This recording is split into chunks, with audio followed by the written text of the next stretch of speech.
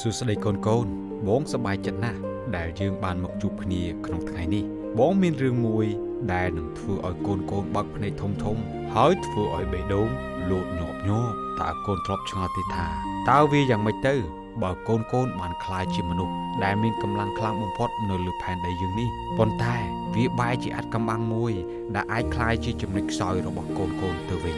អញ្ចឹងថ្ងៃនេះយើងនឹងទៅជួបសាំសុនជាក្មេងប្រុសម្នាក់ដែលកើតមកជាមួយកម្លាំងដ៏អស្ចារ្យពីព្រះរឿងផ្សងព្រេងរបស់គាត់គឺពោពេញទៅដោយសត្វតោដែលមានកម្លាំងការក្រហមល្បិចចាក់ស្រេះនិងការតស៊ូដ៏ក្លាហានរវាងសេចក្តីស្រឡាញ់និងភាពស្មោះត្រង់តើកូនកូនបានត្រៀមខ្លួនហើយឬនៅដើម្បីស្ដាប់ជាមួយគ្នាថាតើភាពក្លាហានជំរឿសហើយនឹងបញ្ហាបន្តិចបន្តួចអាចផ្លាស់ប្ដូរអ្វីទាំងអស់បានយ៉ាងណាសូមជូនរឿងអាចកំបាំងនៃកម្លាំងរបស់សាំសុនជាយូរលង់ណាស់មកហើយនៅក្នុងស្រុកអ៊ីស្រាអែលមានក្មេងប្រុសពិសេសម្នាក់ឈ្មោះសាំសុនបានចាប់កំណើតឡើងឪពុកម្ដាយរបស់គាត់បានអធិដ្ឋានសុំកូនហើយទេវតានៃព្រះជាម្ចាស់បានប្រាប់ពួកគេថាពួកគេនឹងមានកូនមួយហើយកូននេះនឹងក្លាយជាអ្នកណាសេរីគឺការញែកចេញថ្វាយដល់ព្រះនេះមានន័យថាគាត់មិនអាចកាត់សក់ផឹកស្រាឬប៉ះពាល់វត្ថុអ្វីដែលមិនស្អាតបានឡើយពេលសាំសុនបានធំឡើងគាត់មានកម្លាំងខ្លាំងពូកែនិងក្លាហានពេញដោយព្រះវិញ្ញាណនៃព្រះអម្ចាស់សក់វែងរបស់គាត់គឺជាសញ្ញានៃការថ្វាយខ្លួនរបស់គាត់ទៅចំពោះព្រះនិងជាប្រភពនៃកម្លាំងដ៏អស្ចារ្យរបស់គាត់ថ្ងៃមួយសាំសុនបានទៅស្រុកធីមណានៅទីនោះគាត់បានឃើញស្ត្រីជនជាតិភីលីស្ទីនម្នាក់ហើយចង់រៀបការជាមួយនាងពេលឮដំណឹងនេះឪពុកម្ដាយរបស់គាត់មិនសប្បាយចិត្តទេហើយថែមទាំងបានរំលឹកគាត់ថាគាត់គួរតែរៀបការជាមួយនរណាម្នាក់ដែលជាជនជាតិរបស់ខ្លួនតែសាំសុនមិនបានស្ដាប់តាមឡើយនៅតាមផ្លូវទៅស្រុកធីមណាមានសត្វតោឈ្មោលមួយក្បាលបានស្រែកក្រហមដាក់សាំសុនពេលនោះព្រះវិញ្ញាណនៃព្រះអម្ចាស់បានសន្ធិដ្ឋលើគាត់សាំសុនក៏បានហែកសត្វតោនោះជាដុំដោយដៃទទេបានយ៉ាងងាយស្រួលដូចជាហែកកូនពពែដូចនេះដែរគាត់មិនបានប្រាប់នរណាម្នាក់អំពីហេតុការណ៍នេះដល់នរណាម្នាក់ឡើយក្រោយមកសាំសុនបានត្រឡប់ទៅស្រុកធីមណាវិញគាត់បានឃើញឃ្មុំបានធ្វើសម្បុកទឹកឃ្មុំនៅក្នុងសាកសពសត្វតោនោះដោយសេចក្តីស្រេកឃ្លានគាត់បានបរិភោគទឹកឃ្មុំនោះខ្លះហើយក៏ឲ្យខ្លះទៅឪពុកម្ដាយរបស់គាត់ដែរតែមិនបានប្រាប់ថាគាត់បានយកសម្បុកឃ្មុំនោះចេញពីខ្មោចតោមកទេក្រោយមកសាំសុនក៏បានរៀបការហើយនៅក្នុងពិធីជប់លៀងរបស់គាត់សាំសុនបានឲ្យប្រស្នាមួយទៅភ្ញៀវជនជាតិភីលីស្ទីន30នាក់ថាចេញពីអាហារស៊ីមានចេញជាចំណីហើយមានបង្អែមចេញពីអាខ្លាំងពូកែគាត់បានភ្នាល់ជាមួយគេថាបើពួកគេអាចដោះស្រាយប្រស្នានេះបានគាត់នឹងឲ្យអាវសម្ពុតកាបាស30និងសម្លៀកបំពាក់ផ្លាស់30ឈុតជនជាតិភីលីស្ទីនបានព្យាយាមអស់រយៈពេល3ថ្ងៃប៉ុន្តែมันអាចទាយនឹងរកចម្លើយបានទេនៅថ្ងៃទី7ពួកគេបានគំរាមកំហែងប្រពន្ធរបស់សាំសុនដោយនិយាយថាពួកគេនឹងដុតនាងនិងផ្ទះឪពុកនាងប្រសិនបើមិនបានរកចម្លើយសម្រាប់ពួកគេទេ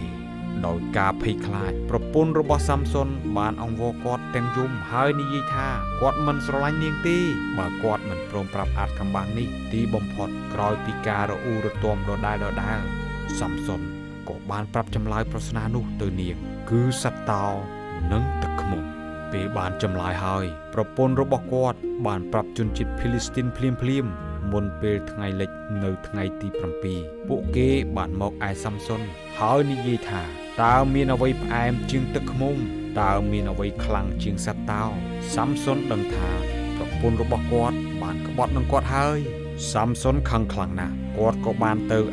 អាស្កាឡូនសម្លាប់ជនជាតិភីលីស្ទីនអស់30នាក់ហើយយកសម្លៀកបំពាក់របស់ពួកគេមកសងការភ្នាល់របស់គាត់ត្រឡប់ទៅផ្ទះវិញដោយកំហឹងតែជាអកុសលបងប្អូនពេលនេះប្រពន្ធរបស់គាត់ត្រូវគេយកធ្វើជាអ្នកកំដរមិត្តភក្តិជិតស្និទ្ធបំផុតរបស់គាត់ទៅហើយក្រោយមកនៅពេលចម្រូតស្រូវសាំសុនក៏យកកូនពពែមួយទៅសួរសុខទុក្ខប្រពន្ធគាត់ដោយគិតថាអញនឹងចូលទៅឯប្រពន្ធអញនៅក្នុងបន្ទប់ប៉ុន្តែឪពុកនាងមិនព្រមឲ្យចូលទៅទេដោយនិយាយថា ខ្ញុំគិតថាឯងស្អប់នាងទើបខ្ញុំឲ្យនាងទៅកំដរមិត្តភក្តិឯងបាត់ទៅហើយតែយើងមានកូនម្នាក់ទៀតត្រូវជាប្អូនស្រីរបស់នាងស្អាតជាងប្រពន្ធរបស់ឯងយកនាងជំនួសវិញទៅគ្រាន់តែលឺភ្លាមសាំសុនមានកំហឹងយ៉ាងខ្លាំងចំពោះរឿងនេះសាំសុនចេញទៅចាប់ចចក300ហើយយកចន្លោះមកចងកន្ទុយជាប់គ្នាមួយគូ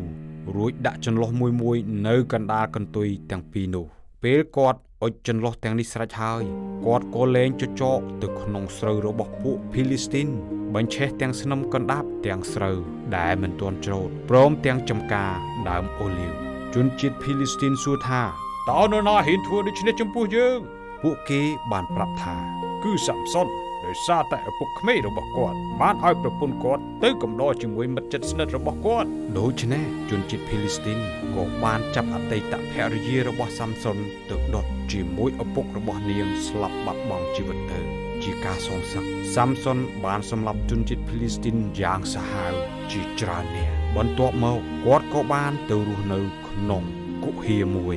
ជនជាតិភីលីស្ទីនបានប្រមូលកងទ័ពរបស់ពួកគេហើយទៅកាន់ស្រុកយូដាដើម្បីចាប់សាំសុនដោយខ្លាចជនជាតិភីលីស្ទីនពួកស្រុកយូដាក៏បានទៅឯសាំសុនហើយនិយាយថាតើឯងមិនដឹងទេថាជនជាតិភីលីស្ទីនគឺជាអ្នកត្រួតត្រារបស់យើងហើយអ្វីបានជាឯងបង្កបញ្ហាដូចនេះសាំសុនបានតបថាខ្ញុំគ្រាន់តែធ្វើទៅលើពួកគេដោយអ្វីដែលពួកគេបានធ្វើមកលើខ្ញុំវិញប៉ុណ្ណោះពួកស្រុកយូដាបានចងគាត់ហើយប្រគល់គាត់ទៅក្នុងដៃរបស់ពួកភីលីស្ទីនពេលជនជាតិភីលីស្ទីននាំគ្នាស្រែកដោយពីជ័យជំនះតែបងប្អូនដឹងទេថាព្រះវិញ្ញាណនៃព្រះអម្ចាស់បានយាងមកសន្ធិដ្ឋលើសាំសុនដោយមានអានុភាពខ្សែពួរនៅដៃរបស់គាត់បានដាច់ដូចជាអំបោះដែលត្រូវភ្លើងឆេះហើយបានធ្លាក់ចេញពីកដៃរបស់គាត់កាន់ធ្គាមសត្វលាធ្វើជាអាវុធដើម្បីសម្លាប់ជនជាតិភីលីស្ទីន1000នាក់បន្ទាប់មកសាំសុនបានស្រែកប្រកាសថាដោយសារធ្គាមសត្វលានេះខ្ញុំបានធ្វើឲ្យពួកគេស្លាប់កជើងគ្នា